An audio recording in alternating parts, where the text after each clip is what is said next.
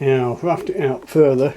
I found all my deliberate mistakes, and they're very easy to do even when you're experienced. So I'll give you an example. You look there, good proportion heart and sap. Turn it over, virtually no heartwood at all. Oh dear, I've ruined it, haven't I?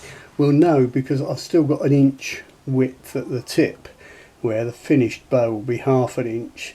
So I've got a bit of leeway still, but I've already had to make adjustments and move the centre line and do what I can.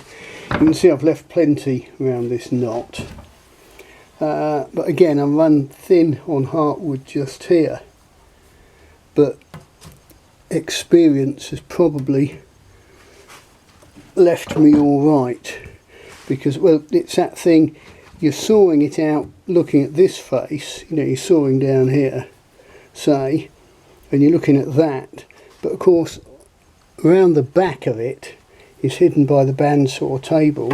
You turn it over, you've got nowhere near the same width, so it's very difficult. It's not a homogeneous piece of wood. So what I should have done is turned it over the other way, marked this side and sawn from here.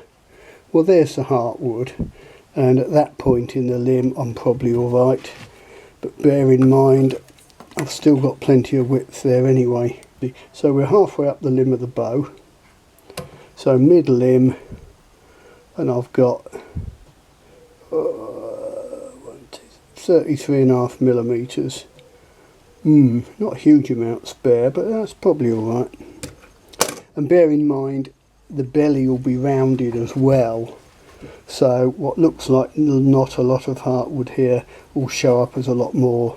See, there's tons that side, so yeah, it will be, the back of the bow will have a bit of twist in it. Well, that sums up the fundamental problem.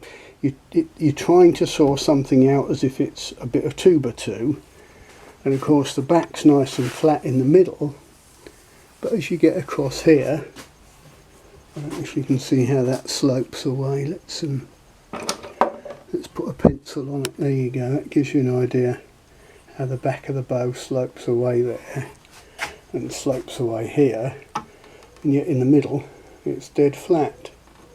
So in fact, for the most part it's flat. We've got a little bit of twist at this end, but might show better looking down the bow.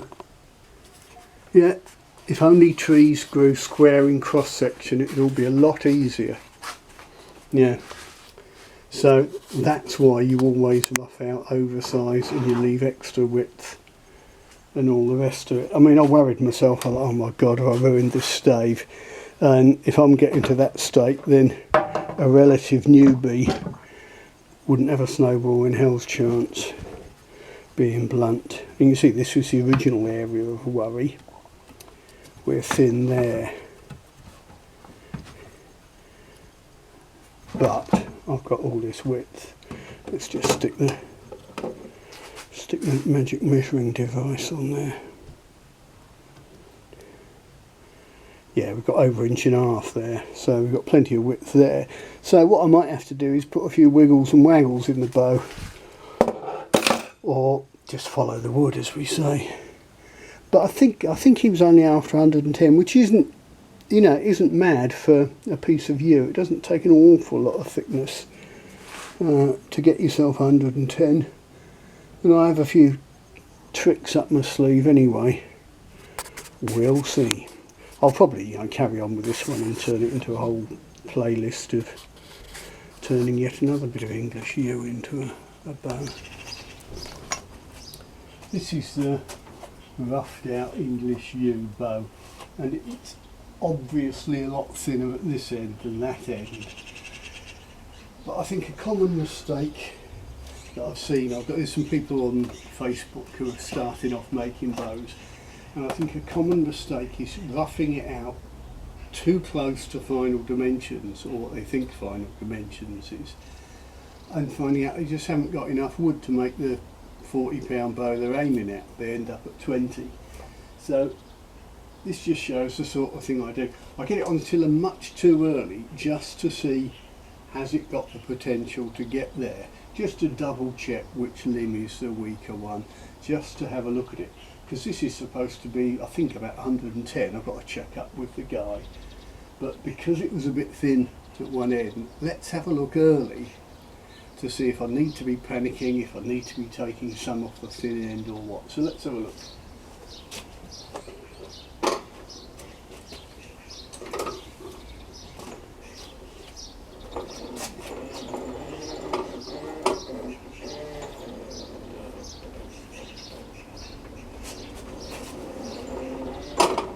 Right, now oddly the thick end seems to be bending more than t'other.